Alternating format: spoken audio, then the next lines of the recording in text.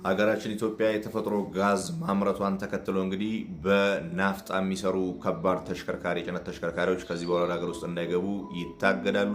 በተቃራኒው ደግሞ ይሄን ናቹራል ጋዝ የሚጠቀሙ ተሽከርካሪዎች ወደ ሀገር ውስጥ እንዲገቡ ይበረታታሉ፣ ታክስ ይነሳላቸዋል፣ መንግስት ድጋፍ ያደርግላቸዋል ተብሏል። እና ምናልባት እንግዲህ እዚህ ስራ ላይ ያሉ ብዙ ሰዎች በሀሳብ ደረጃ አሁን ያለንን ተሽከርካሪ ወደ ጋዝ መቀየር ያስችላሉ የሚል ጥያቄ ሁሉም ጋር ያለ ጥያቄ ነው።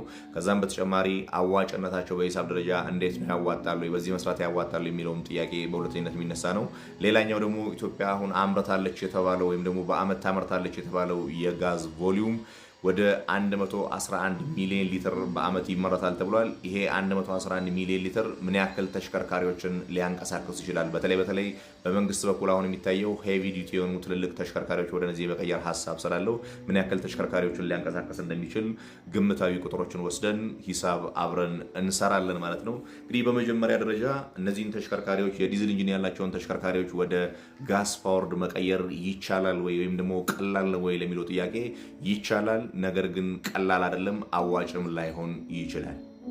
ይህን ነገር ምናልባት ዛሬ ላይ ሆኖ መወሰን ልክ ላይሆን ይችላል። ነገር ግን ተሽከርካሪ ያላቸው ሰዎች ተሽከርካሪያችሁን ሙሉ በሙሉ የኢንጂን ሲስተማቸውን በጋስ ፓወርድ የሚሰራውን ኢንጂን አምጥታችሁ ኮምፒውተር ሲስተሙን አምጥታችሁ የፊውል ላይን ዘርግታችሁለት ማሰራቱ የሚቻል ነገር ስለሆነ አዎ ይቻላል ወደሚለው ያደላል። ነገር ግን በሂሳብ ያዋጣል አያዋጣ የሚለው ጥያቄ ውስጥ የሚወድቁ ስለሆነ ይሄን በይደር ማቆየት ይኖርባቸዋል ማለት ነው። እንግዲህ አብዛኛውን ውጭው ዓለም ላይ የምታዩት አውቶሞቢሎችን ወደ ጋስ ፓወርድ መቀየሩ በጣም ቀላል ነው። መንደር ውስጥ ባሉ ጋራጆች ኮንቨርት ተደርጎ መኪናዎቹ መነዳትና ጋዝ የተጠቀሙ ማስከርከር ይቻላል ወይ የሚለው አዎ ይቻላል። ይሄ የሚሆንበት እንግዲህ ትልቁ ምክንያት ተሽከርካሪዎቻችን የዲዝል ኢንጂን ሲሆኑ የስፓርክ ፕለግ የላቸውም ወይም ደግሞ ሲስተማቸው ኮምፕሬሽን ኢግኒሽን ስለሚጠቀም ያለ ስፓርክ ፕለግ አየር መጀመሪያ ይታመቃል።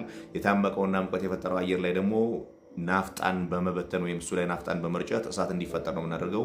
በተቃራኒ ደግሞ የፔትሮል ኢንጂን ያላቸው ወይም ደግሞ በቤንዚን የሚሰሩ ተሽከርካሪዎች የስፓርክ ኢግኒሽን ሲስተም የሚጠቀሙ ናቸው። እነሱ ስፓርክ ፕለግ አላቸው። መጀመሪያ የአየርና ነዳጅ ድብልቁን በራሱ ነው ኮምፕሬስ የምናደርገው። ኮምፕሬስ ካደረግነው በኋላ በስፓርክ ፕለግ አማካኝነት እሳት ስንጭርበት ይቀጣጠላል ማለት ነው። ለዛ የነዚህ የጋዝ ተጠቃሚ ተሽከርካሪዎች ከቤንዚሎቹ ጋር ብዙ ነገራቸው ተቀራራቢ ስለሆነ የቤንዚል ተሽከርካሪዎችን ለመቀየር በጣም ቀላል ሲምፕል እና መንደር ጋራጅ ውስጥም ተቀይሮ ሊሰሩ የሚችሉባቸው መካኒዝሞች አሉ።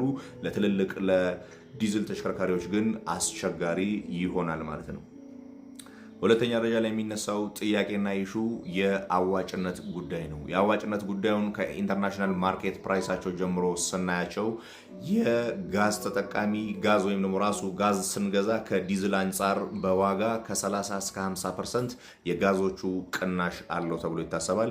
ምናልባት ደግሞ በተመሳሳይ ተሽከርካሪዎች 1 ሊትር ዲዝልን ተጠቅመውና 1 ሊትር ጋዝን ተጠቅመው ምን ያክል ኪሎ ሜትር ይጓዛሉ የሚለውን ካየን በጣም ተቀራራቢ የሚባል ቁጥር በዲዝል ኢንጂን ያላቸው ተሽከርካሪዎች ከ2.5 ኪሎ ሜትር እስከ 4 ኪሎ ሜትር ባለው በ1 ሊትር ዲዝል መጓዝ የሚችሉ ሲሆን ትልልቅ የሚባሉ እንደዚህ የጋዝ የሚጠቀሙ ተሽከርካሪዎች ደግሞ ከ2.5 እስከ 3.5 ኪሎ ሜትር ያለውን ዲስታንስ ከቨር ለማድረግ 1 ኬጂ የሆነ ጋዝ የሚበቃቸው ስለሆነ በጣም ተቀራራቢ የሆነ ማይሌጅ ይሰጡናል። ነገር ግን መግዣ ዋጋቸው በ50 በመቶ ይቀንሳል ተብሎ አሁን ለኛም ስለተነገረን አዋጭ እንደሚሆን ምንም ጥያቄም ጥርጥርም የሌለው ነገር ነው።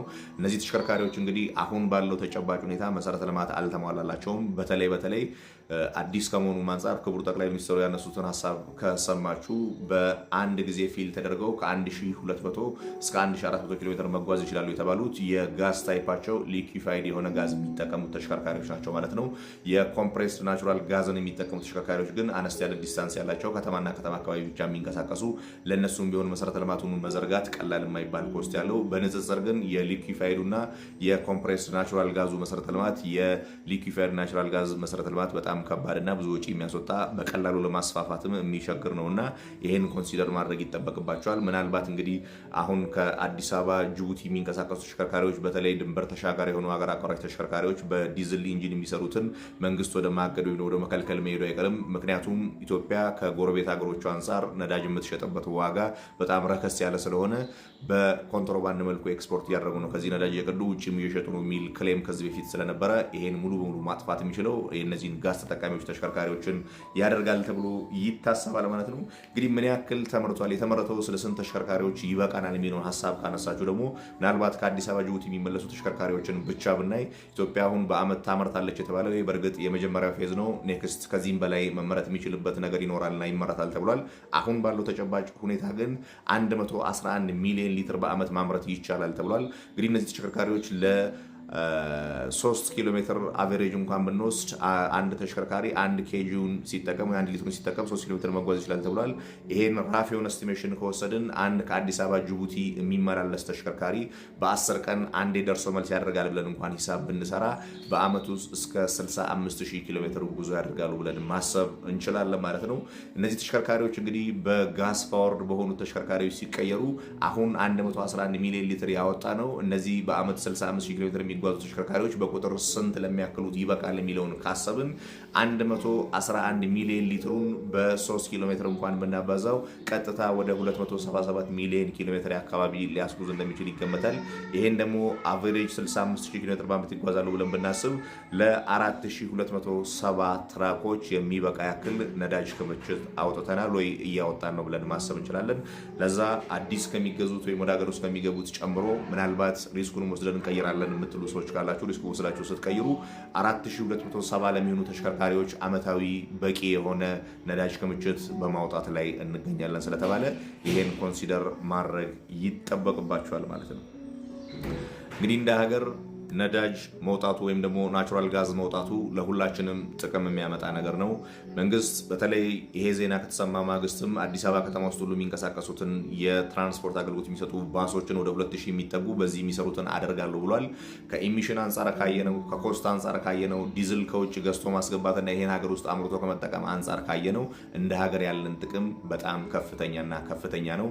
በተለይ ኑሮ ውድነት የነዳጅ ዋጋና ነዳጅ ጭማሪ ላይ ደግሞ ሁሌም ዲፔንደንት ስለሆነ ወይም ደግሞ ነዳጅ በጨመረ ቁጥር የትራንስፖርቴሽን ዋጋ ስለሚጨምር ነገሮችን ፋሲሊቴት ለማድረግ የሚወጡ ኮስቶች ዋጋቸው ስለሚጨምር ተያይዞ ከፍ የሚል ነውና ኢንፍሌሽኑንም ሊያስተካክል እንደሚችል ይገመታል ማለት ነው።